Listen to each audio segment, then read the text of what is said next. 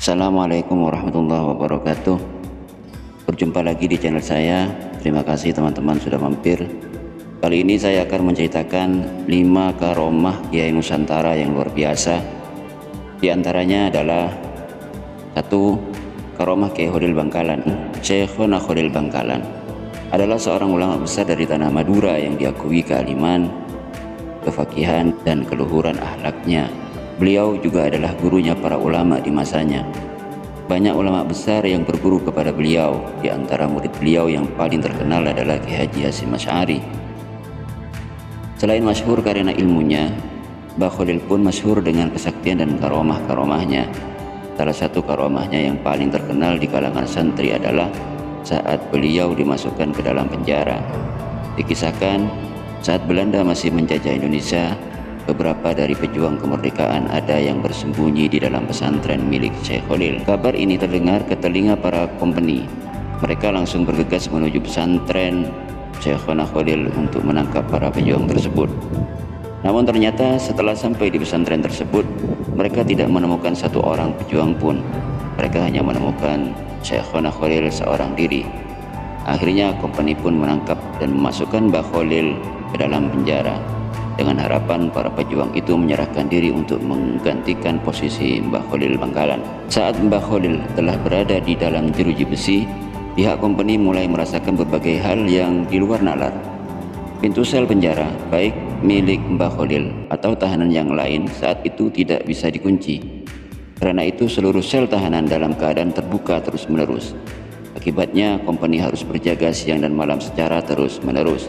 Sebab jika dibiarkan, tentu saja tahanan tersebut bisa kabur dengan sangat mudah. Selain itu, ketika Mbah Khalil berada di dalam penjara, setiap harinya datang ribuan masyarakat Madura untuk menjenguk Mbah Khalil. Mereka datang untuk bersimpati kepada Mbah Khalil dan berbagai tujuan lainnya.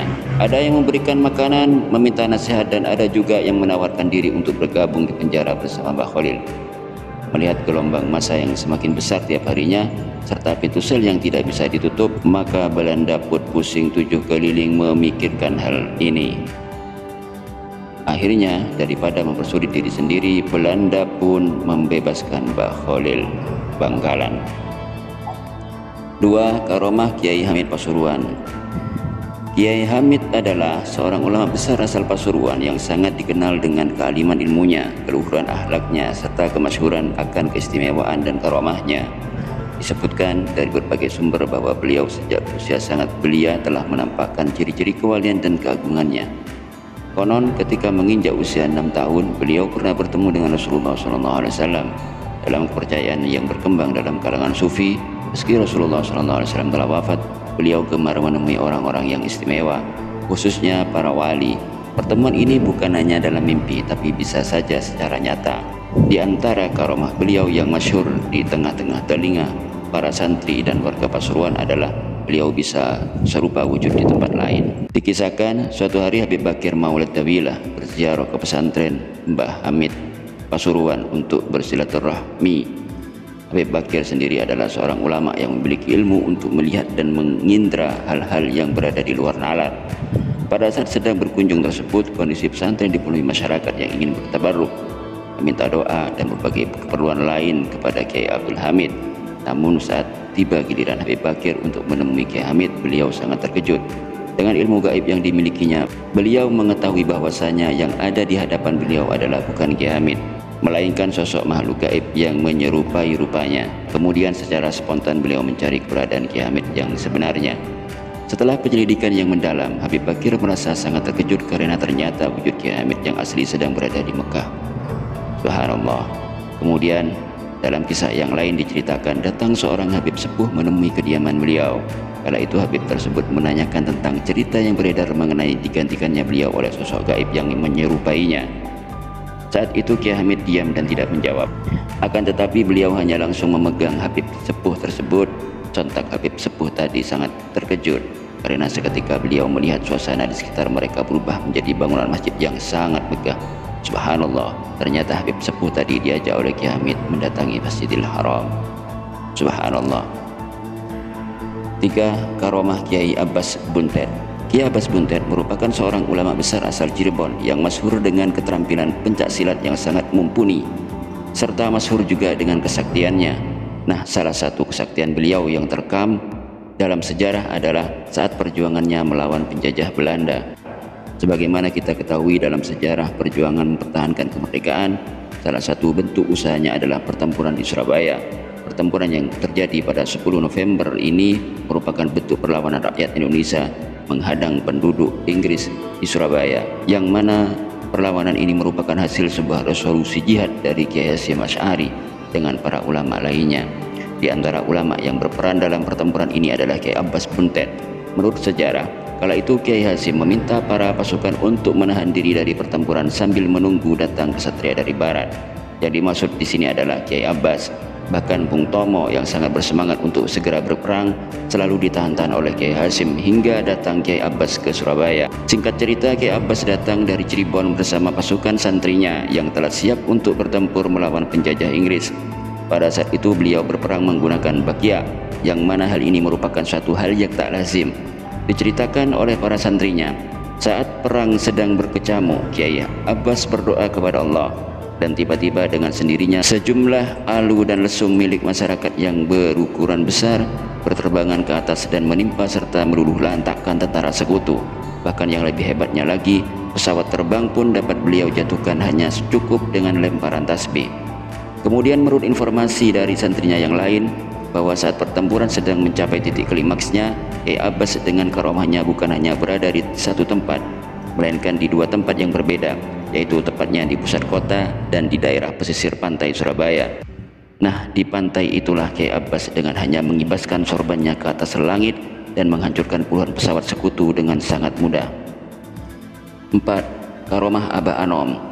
Abah Anom yang memiliki nama asli Kiai Haji Ahmad Sohibul Wafa Tajul Arifin merupakan salah satu ulama dari tanah Sunda yang sangat diakui kealiman, yang sangat diakui keilmuan dan kesaktiannya. Beliau juga adalah pemimpin dari salah satu pesantren terbesar yang ada di Jawa Barat.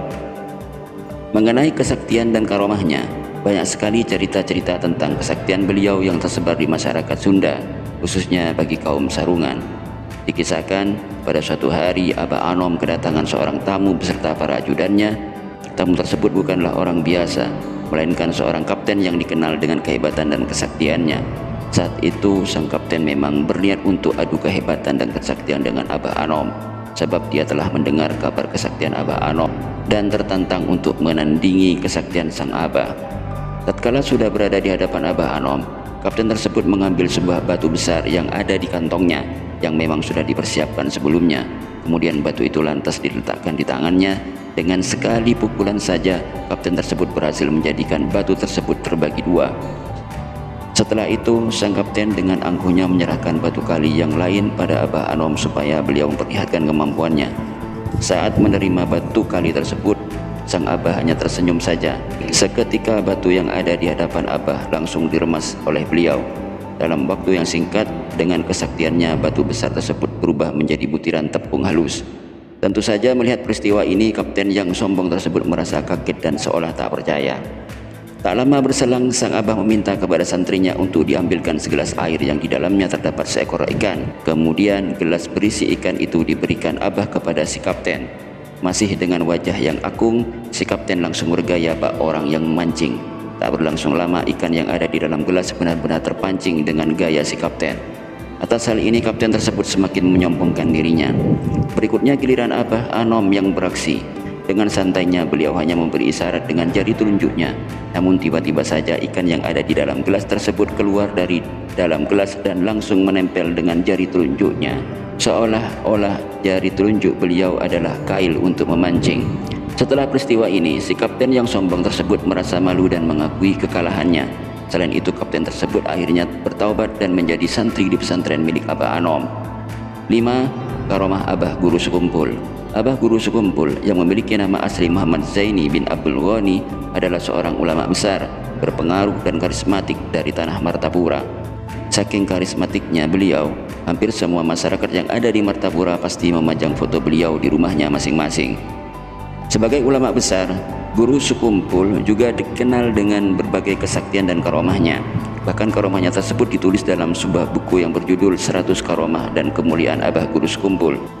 Di antara karomah beliau adalah mengetahui hajat seseorang yang mendatanginya sebelum orang tersebut menyampaikan maksud kedatangannya. Dikisahkan pada suatu hari ada seorang Habib dari Pasuruan bernama Habib Maksum yang ingin bertabaruk dan meminta hajat kepada Guru Zaini. Di perjalanan, Habib Maksum berkata, "Jika Guru Zaini adalah salah satu dari wali Allah, maka seluruh hutangku yang berjumlah 21 juta akan lunas." Singkat cerita, sampailah sang Habib di tempat tinggal Guru Zaini. Beliau menyambut sang Habib dengan ramah dan dengan penuh penghormatan. Dipersilahkan bagi habaib untuk berduduk bersama Abah Guru Sekumpul atau Guru Zaini. Mereka berdua saling bercakap-cakap mengenai berbagai hal. Nah, tiba-tiba saat mereka masih mengobrol, datanglah seorang dari luar yang memberikan uang cek kepada Abah Guru Sekumpul. Tanpa basa-basi, Abah Sekumpul langsung memberikan cek tersebut kepada Habib Maksum tanpa melihat terlebih dahulu berapa jumlah uang yang ada di cek tersebut. Kemudian Abah Guru Sekumpul berkata, "Ini untuk melunasi hutang Habib." Betapa terkejut sang Habib dengan peristiwa ini, karena ternyata jumlah uang yang terdapat di cek tersebut adalah 21 juta, persis dengan jumlah hutang sang Habib. Padahal sejatinya sang Habib belum menyampaikan hajatnya terlebih dahulu, tapi Abah Zaini atau Abah Guru Sekumpul sudah memberikan apa yang dia harapkan sebelumnya. Wallahu a'lam bishawab. Terima kasih, semoga bermanfaat. Assalamualaikum warahmatullahi wabarakatuh.